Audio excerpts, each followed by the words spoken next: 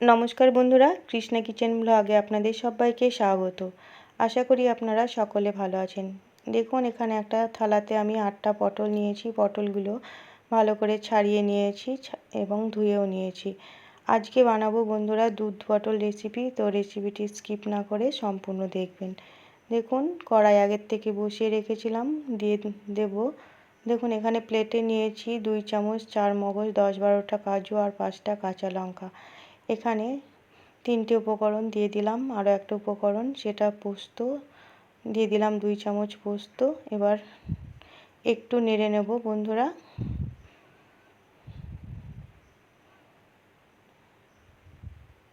দেখুন, একটু colour change হয়ে গেছে। এবার আমি অন্য পাত্রে ঢেলে নিলাম। কড়াই আবারও বসিয়ে দিয়েছি। কড়াইয়ে দিয়ে দিচ্ছি পরিমাণ মতো সাদা তেল।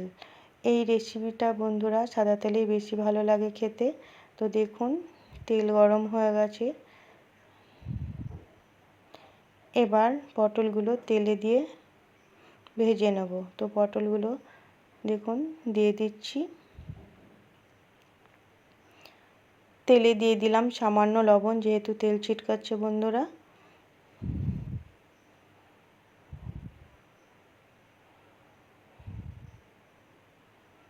এবার একটু ভালো করে নাড়াচাড়া করে ঢাকা দিয়ে দিলাম।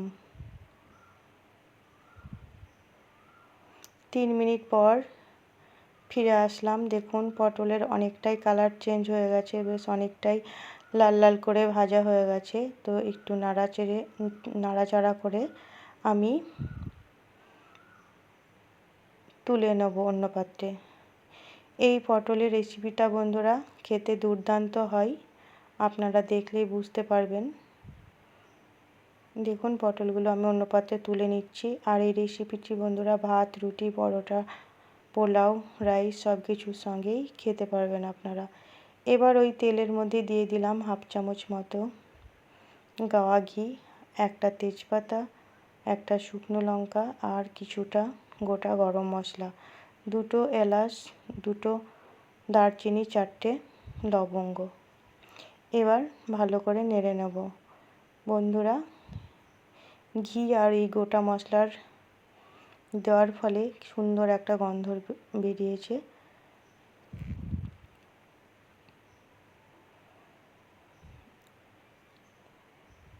দিয়ে দিলাম 1.5 চামচ মতো আদা বাটা। এবার আবার একসঙ্গে নেড়ে নেব, যেন আদার কাঁচা গন্ধ না থাকে। দেখুন, দিয়ে দিলাম সামান্য জল, কারণ মশলা যেন পুড়ে না যায় সেই কারণেই। একটু নাড়াচাড়া করে বন্ধুরা দিয়ে দেব পটলগুলো। দেখুন, পটলগুলো আমি দিয়ে দিলাম, আবার একসঙ্গে একটু নেড়ে নিলাম।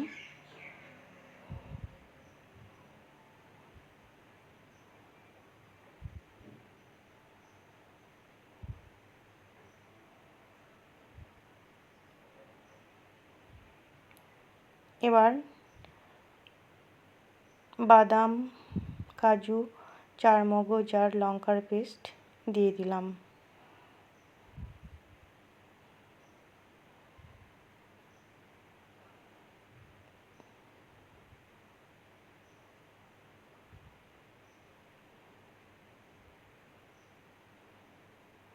একটু নেড়ে দিলাম বন্ধুরা, দেখতেই পাচ্ছেন।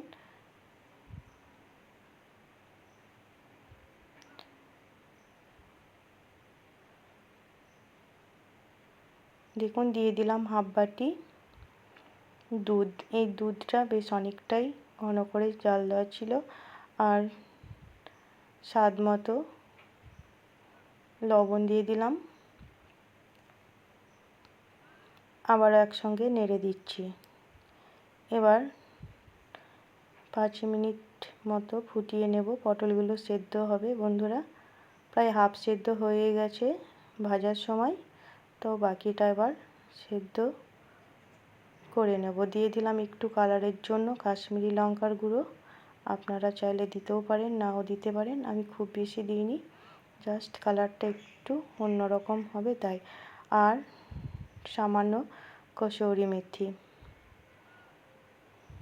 আর স্বাদের জন্য দিয়ে দিলাম 1/2 চামচ চিনি, কারণ নিরামিষ যে কোনো রেসিপি একটু মিষ্টি ভালো লাগে।